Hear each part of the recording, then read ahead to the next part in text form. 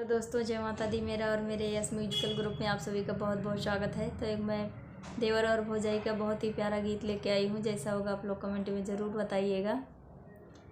देवर सिर से उतारी दा गगरिया ना, देवर सिर से उतारी दा गगरिया ना, गगरिया ना हो गगरिया ना, देवरु सिर से उतारी दा गगरिया ना, देवरु सिर से उतारी दा गगरिया ना।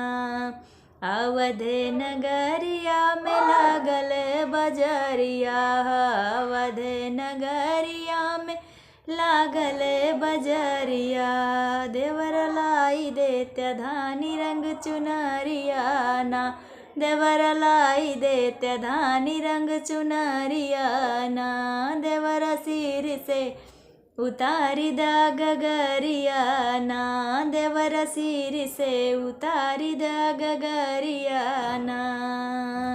चुनरी पहिर हम गईली बजरिया हो, चुनरी पहिर हम गईली बजरिया, देवर लागी गईले हमरे नजरिया ना, देवर लागी गईले हमरे नजरिया ना, देवर सिर से उतारी दा गगरिया ना, देवर सिर से उतारी दा गगरिया ना।